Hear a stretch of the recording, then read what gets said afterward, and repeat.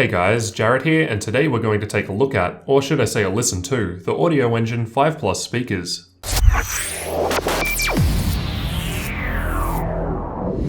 First, let's start with a quick disclaimer. I'm no audio expert, I'm just an average guy that wants some good sounding music. So hopefully I don't make too many audiophiles mad. So with that in mind, let's continue. Inside the box, we've got the two speakers inside fancy microfiber bags, a setup guide, power cable, and another microfiber bag with the rest of the cables, which includes a 3.5mm audio cable, 2 meters or 6.5 feet of RCA cables, power cable, and 3.75 meters or 12.3 feet of speaker wire. There's also a small remote with batteries included, which you can use to change the volume, mute the speakers, or put them to sleep. The speakers are available in white, black, or bamboo finish, and I've got the white ones here, as I figured the black ones wouldn't go too well with my black desk. Setup is fairly simple. First, I connected the power cable from the left speaker to the power, then attached the speaker wire from the left speaker to the right passive speaker. Next, I connected the RCA cables to my D1 DAC, which is my sound source. I've done a full video on the DAC if you're interested. Audioengine suggests placing the speakers at least 6 inches away from any walls, keeping them at least 6 feet or 1.8 meters away from each other, with both speakers being an equal distance away from each of your ears, and ideally the tweeters should be around eye level. I haven't tried to follow these rules too perfectly, but I think my positioning is pretty close to this. Each speaker is 7 inches by 10.75 inches by 7.25 inches. However, the left speaker sticks out an additional 0.75 inches due to the heat fins on the back. The left speaker weighs in at 15.4 pounds or 7 kilos, while the right speaker weighs 9.6 pounds or 4.4 kilos. So basically the brains of the operation are in the left speaker. The left speaker has a power LED indicator on the front, as well as an IR receiver for the remote. On the other side is a volume control knob, which has a nice clicky action to it when you turn it. You can press the volume knob in, which will put the speakers to sleep, just like the sleep button on the remote does. Aside from these features, the right passive speaker otherwise looks the same. Both speakers have a 5-inch Kevlar woofer and 20mm silk dome tweeter up the top, which I think sound great. More on that shortly. The back of the left speaker has an AC power input, voltage selection, power on-off switch, outputs to the right passive speaker, audio inputs for 3.5mm cable or RCA cables, and an optional USB power port which lets you charge devices, which is a good option if you've got your phone plugged into the speakers, for example. The back of the right speaker is a little different, as it's just a passive speaker. All it has are 2 connectors for the speaker wire which comes from the left speaker.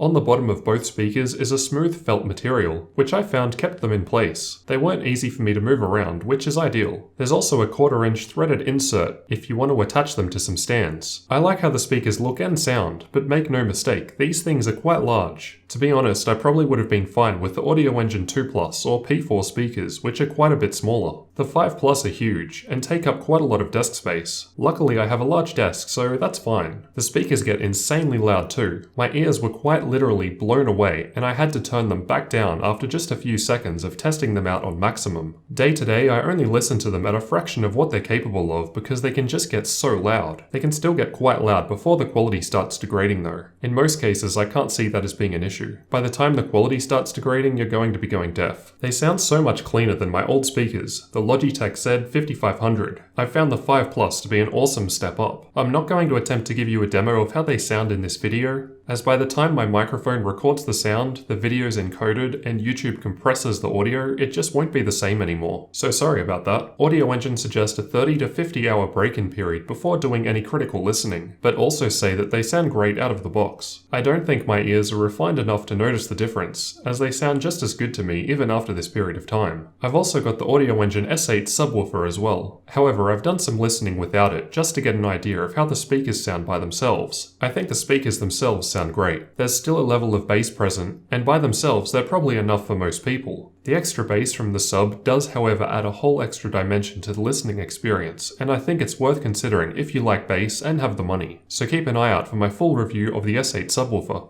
So what did you guys think of the 5 Plus speakers from Audioengine? Overall, I really like them. They sound great and get more than loud enough. With that said, I probably would have been fine getting some smaller ones and saving some money. But hey, bigger is better, right? Be sure to let me know your thoughts down in the comments and leave a like on the video if you found it useful. Thanks for watching, and don't forget to subscribe for future tech videos like this one.